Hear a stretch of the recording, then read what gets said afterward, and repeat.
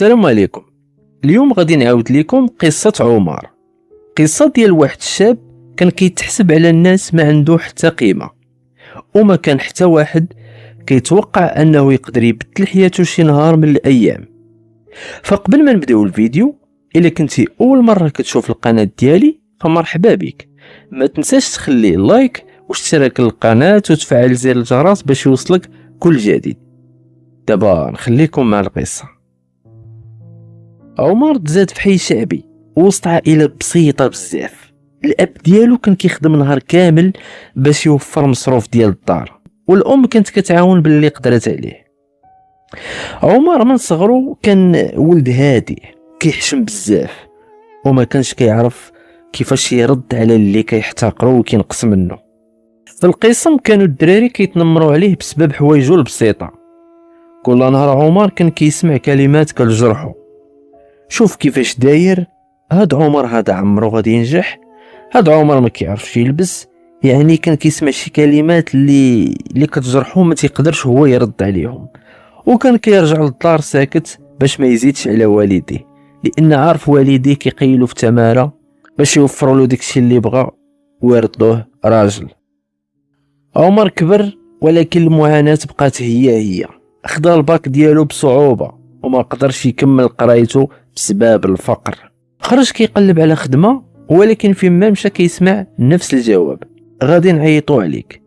وداك الاتصال عمرو ما كان كيجي الا بعد مده طويله. من بعد عمر لقى خدمه في واحد الشركه، كان كيبدا الخدمه مع 6 ديال الصباح وكيسالي حتى ل7 ديال العشيه.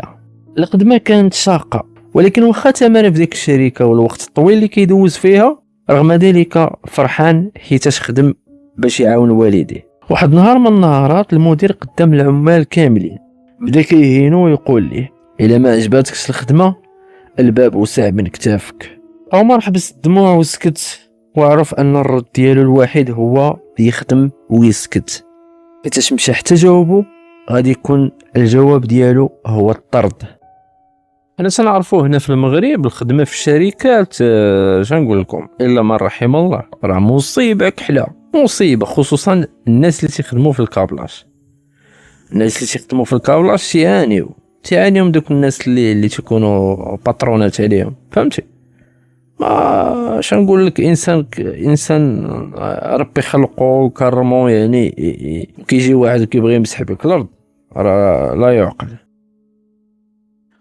ولكن المصيبة الكبيرة نهار رجع عمر للدار، لقى الوالد ديالو طايح في الأرض بسبب أزمة قلبية. ما خلاو فين جراو به في السبيطارات في الكلينيكات، وقال لهم الطبيب خاصو عملية مستعجلة والثمن ديالها كان أكبر بكثير من القدرة ديالهم. عمر حس باللي الدنيا كلها تسدات قدامه، بدا كيتسلف من عند الناس، ولكن القليل اللي كيسلفوا او كيوقف معاه. حتى من اقرب الناس ليه قالوا له: سمح لينا ما نقدروش نعاونوك. عمر بقى كيدور بين الابناك والمعارف اللي تيعرف، وكاع البيبان تسدوا في وجهه. وفي واحد الليله وهو راجع مهموم، لقى واحد الراجل كبير في السن طاح قدامه في الزنقه. الناس كانوا كيتفرجوا، اما عمر جرى لعنده وعيط الاسعاف وبقى معاه حتى وصلوا. بعد ايام عمر جاه واحد الاتصال وتفاجأ، ولقى نفس السيد اللي عاونو نهار طاح. ملي مشى لعنده عرف باللي داك السيد كان رجل اعمال معروف، وشكر عمر وقال ليه: انا راه ما نسيتش الخير ديالك، اغلب الناس دازو عليا وخلاوني. يعني هذا هو المثل ديالي كيقول لك: دير الخير ونساه. اما انت السي عمر وقفتي معايا وعاونتيني بلا ما تعرف شكون انا وشنو كان ندير في الحياه ديالي.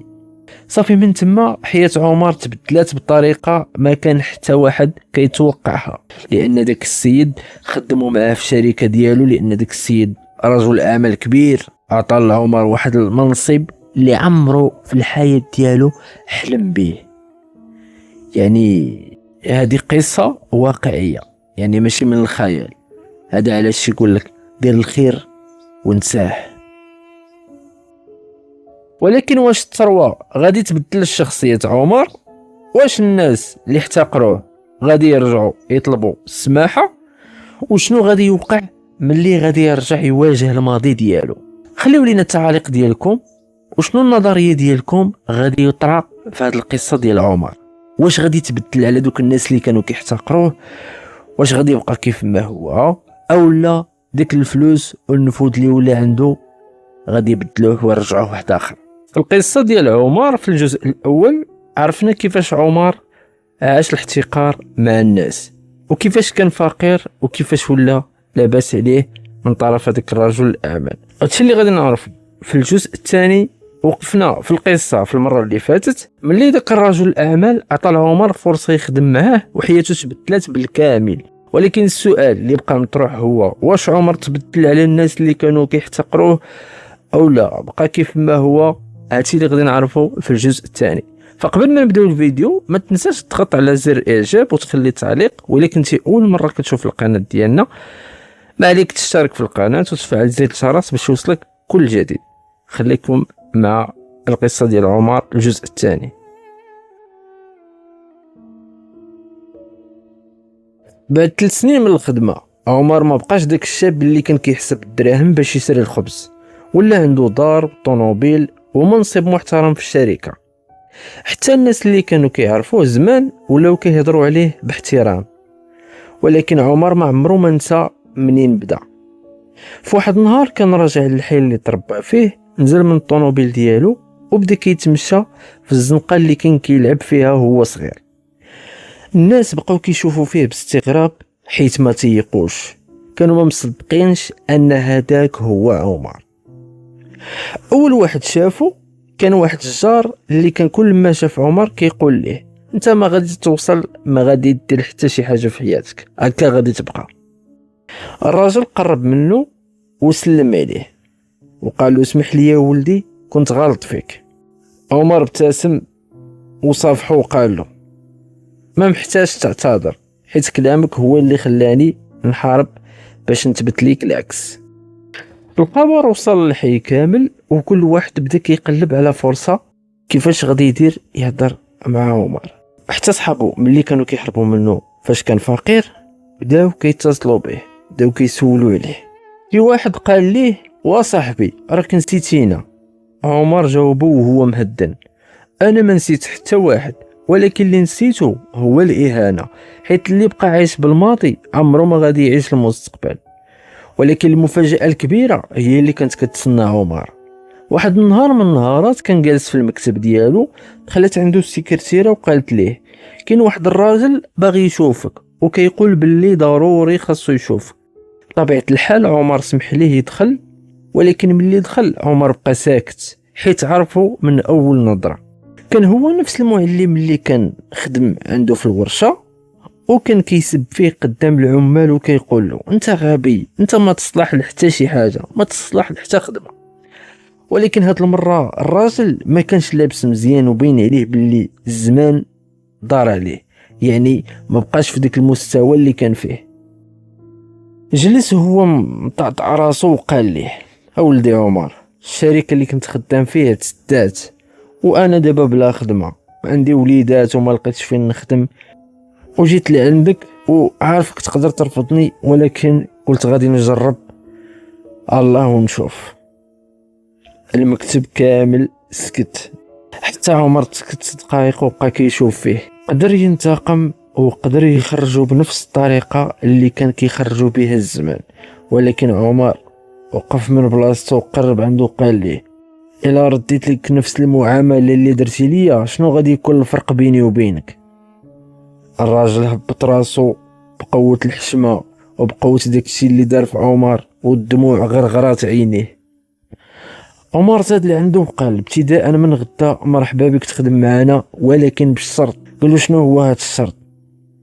قال له اي عامل جديد يدخل عمرك تحتقره وعمرك تكسر الخاطر ديالو، حنا كنا بحال.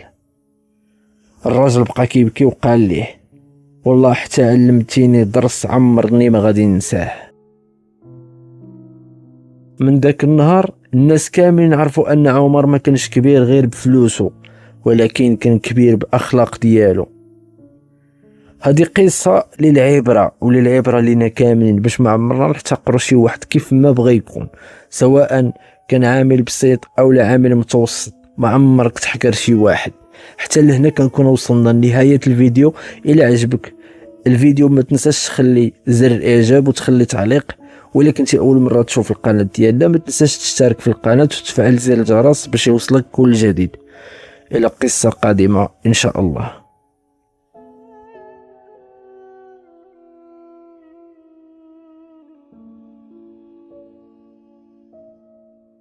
السلام عليكم. لا تنسوا الاعجاب بالفيديو والاشتراك في القناة تشجيعا لنا لنستمر بنشر المزيد إن شاء الله.